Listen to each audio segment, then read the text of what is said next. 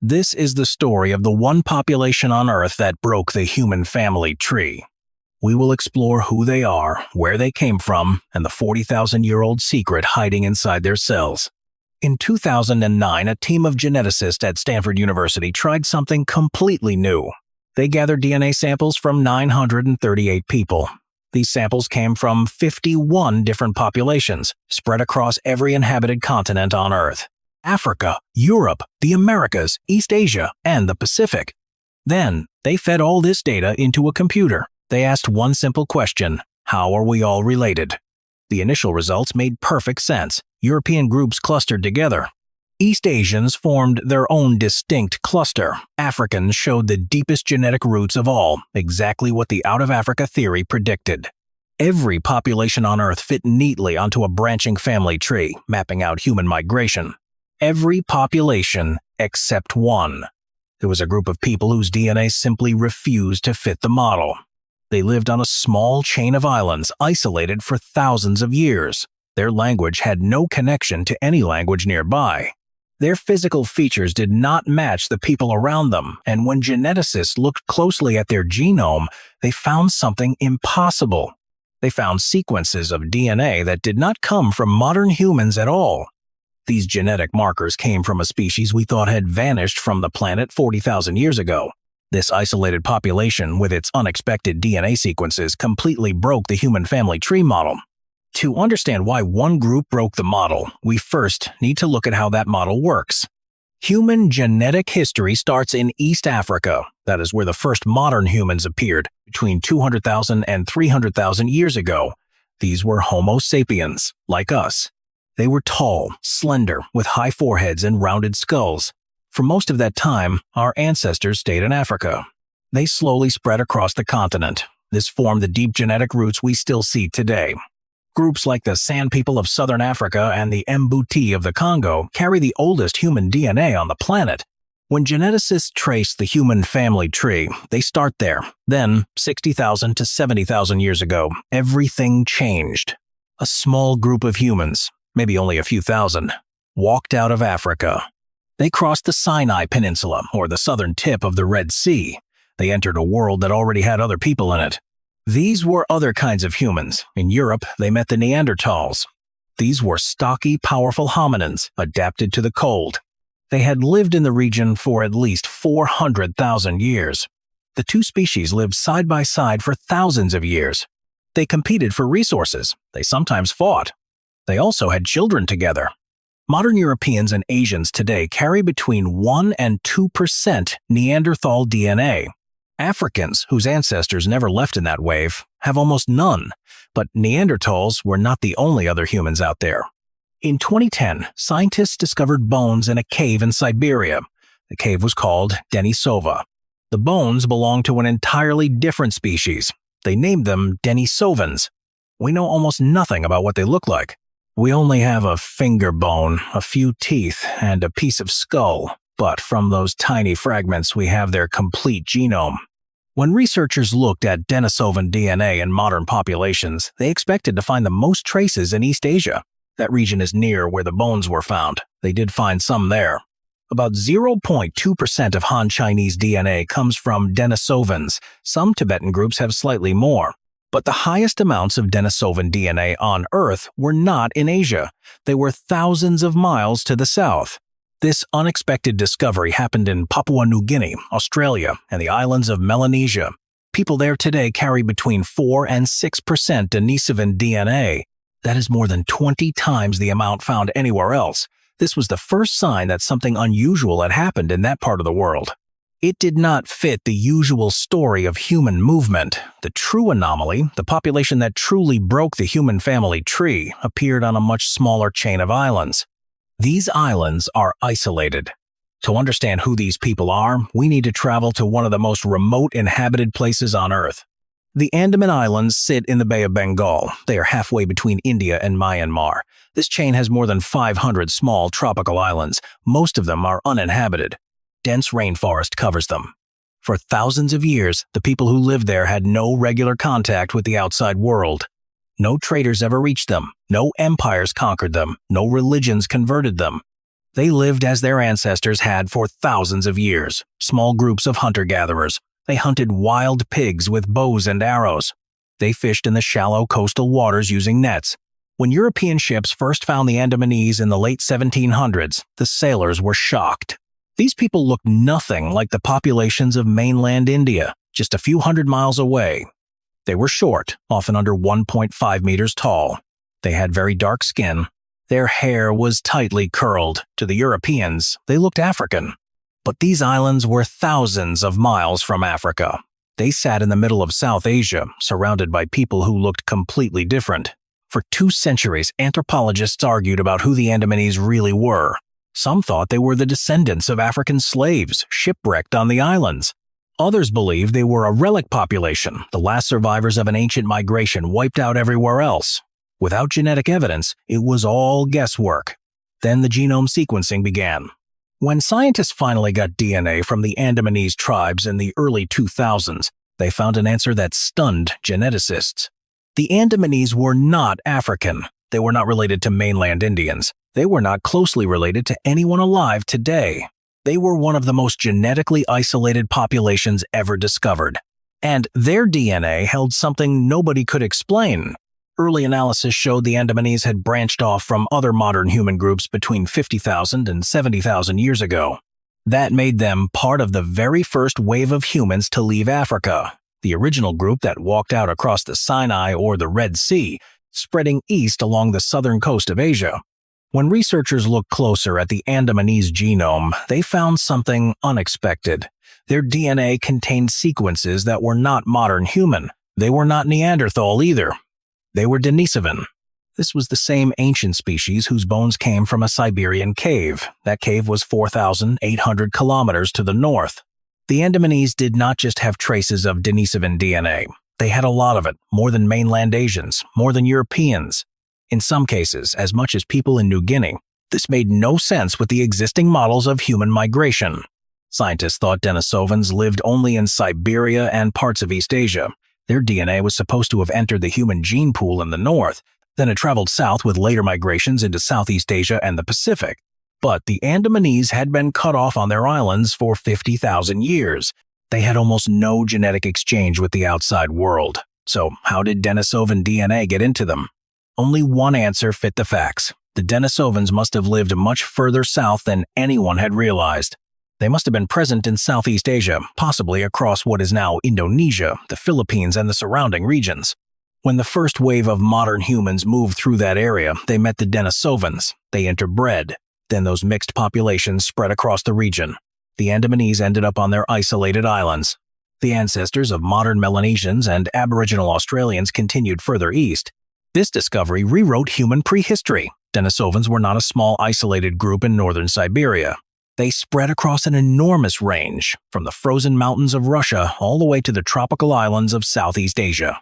They survived for hundreds of thousands of years. They adapted to completely different places, from the freezing taiga to the humid jungle. This was a major shift in our understanding. It showed how much we still do not know about our own story. But the mystery of the Andamanese DNA was far from over. What they found next completely changed how we see the human family tree. In 2018, new research looked at Denisovan DNA in different people. They found something even more surprising. The Denisovan genes in Papuans and Aboriginal Australians did not come from just one group. At least 2 different Denisovan populations had mixed with modern humans. These 2 Denisovan groups had split from each other at least 280,000 years ago. They were so different that some geneticists gave them separate names. One was the classic Denisovan, the one from the Siberian cave. The other was a distinct southern group. This southern group had lived in Southeast Asia. It contributed a lot of DNA to the Andamanese, Papuan, and Australian gene pools. This meant the human family tree was not a simple tree. It was more like a tangled network, a complex mesh of different hominin populations. These groups met, mixed, and separated over hundreds of thousands of years. The Andamanese were at the center of one of these tangles.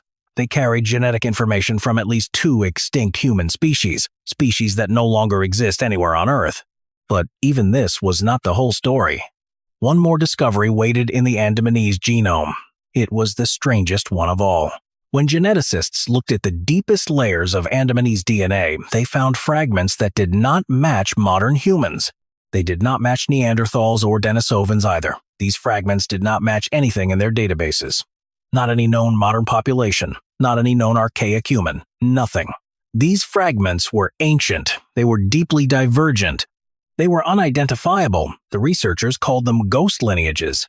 This was DNA from a species we have never identified. We have never found their bones, but their genetic signature still exists today, inside living people. The Andamanese carry this ghost DNA. These are sequences from an unknown ancient human group. This group contributed to their ancestors tens of thousands of years ago. Then it vanished. We do not know what these people looked like. We do not know where they lived. We do not even know what species they were. We only know they existed because their DNA still walks around today. It hides inside the cells of people on a small chain of islands in the Bay of Bengal. They are one of the most isolated populations on Earth. Think about that for a moment. Somewhere in deep prehistory, maybe 60 or 70,000 years ago, the ancestors of the Andamanese met another group of humans. Not Neanderthals, not Denisovans, something else entirely. This something else walked on two legs. It made tools. It possibly spoke a language. It lived somewhere in South or Southeast Asia. These two groups met. They mixed. They had children together. Then that other population disappeared. Every individual, every settlement, every physical trace of their existence. The only thing left of them is a few hundred fragments of DNA. These fragments exist inside a few hundred living people. If those people die out, the last evidence that this species ever lived will disappear with them. This is not the only ghost lineage geneticists have found, but it is one of the clearest examples. In West Africa, other studies found another ghost lineage. It contributed to the ancestors of modern populations there. In Central Africa, the pygmy populations carry yet another. These ghosts are scattered across the human genome. They are like fingerprints at a crime scene where the victim was never identified. This is why the Andamanese broke the model. They are not a clean branch on the human family tree. They are a fusion of many human lineages. This includes at least two extinct ones, and possibly a third that science has not even named yet. Their genome is a living archive of populations that no longer exist.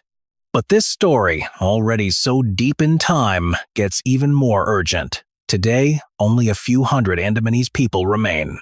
Before the British came to the Andaman Islands in the 1850s, there were probably 5,000 to 8,000 people living across several different tribes. There were the Great Andamanese, the Ong, the Jarawa, and the Sentinelese. Within just 50 years, contact with outsiders brought diseases the islanders had no defense against. Measles, influenza, syphilis, they swept through the population. The Great Andamanese, once numbering in the thousands, collapsed to just a few dozen. The Onga tribe shrank to under 100 people. Today, the Great Andamanese are down to about 50 individuals. The Onge tribe has around 100 members left. The Jarawa, who only made peaceful contact with the outside world in 1998, now number about 400. And then there are the Sentinelese. They live on their own small island. They have violently pushed away all outside contact for centuries. Nobody knows their exact numbers, but estimates put them between 50 and 200 people. We only know this because they shoot arrows at anyone who tries to get close. This means the only living people on Earth carrying this unique mix of ancient human DNA, including those ghost lineages we cannot even identify, could disappear in a single generation.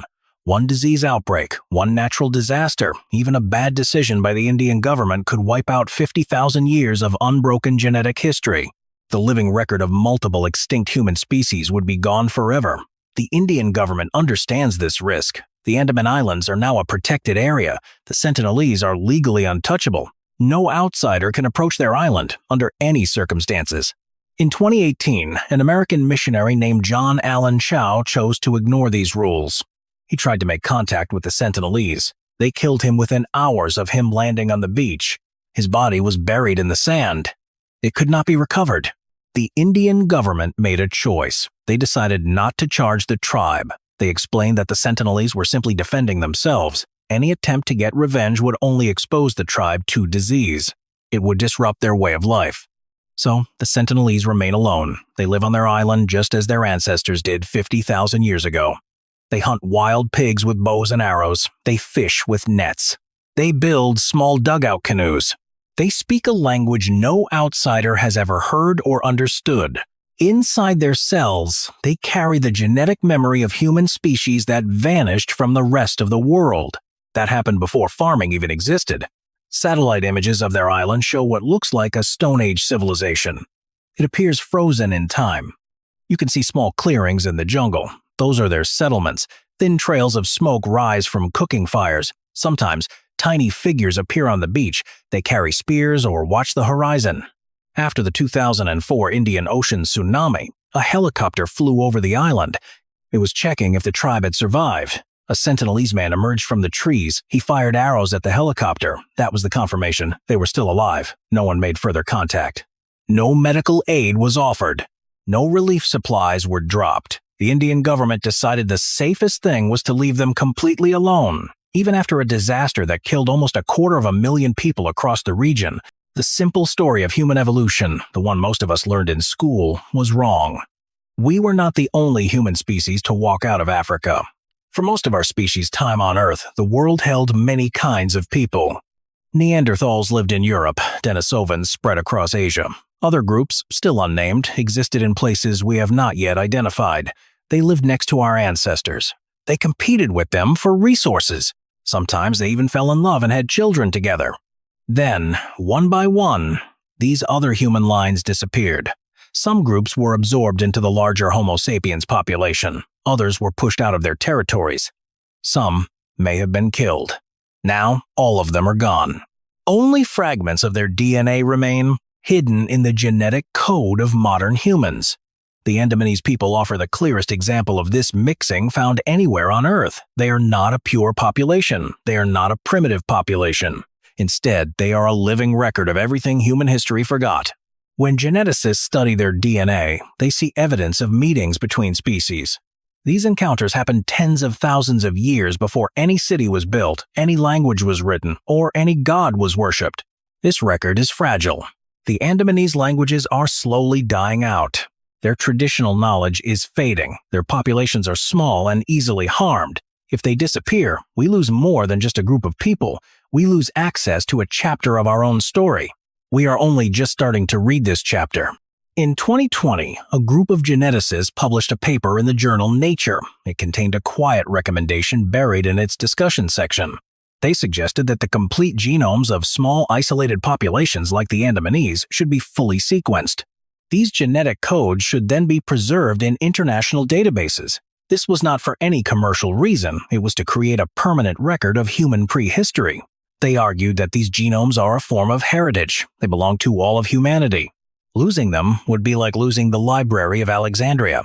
But in this case, the books are made of DNA, and the knowledge they hold goes back hundreds of thousands of years. This work is happening now. Researchers collect samples with the consent of tribal communities. The Great Andamanese have allowed long-term genetic preservation. The Onga have participated in similar studies. Even the Jarawa, who have limited contact, permitted some research. The Sentinelese remain untouched. Their genome is a complete mystery. It may never be solved. If your DNA test shows small, unexplained percentages, fragments of unknown ancestry, this is part of the reason. We are still discovering who our ancestors really were. The human family tree is not a tree, it is a forest. The Andamanese are one of the last places on Earth where you can see the whole forest in one place. It grows inside the cells of a few hundred people. They live on islands at the edge of the Indian Ocean. They are the population that broke the model. They proved that everything we thought we knew about human origins was incomplete, and they are running out of time. Our question was simple. How are we all related? The answer is a complex, tangled web of mixing species, not a simple branching tree. The genetic heritage of isolated populations like the Andamanese is a fragile, irreplaceable archive. It holds the story of entire human species that vanished. This rewrites the story of who we are. Subscribe if this kind of hidden history is something you want more of. And let me know in the comments, what other parts of the human story do you think we have completely misunderstood?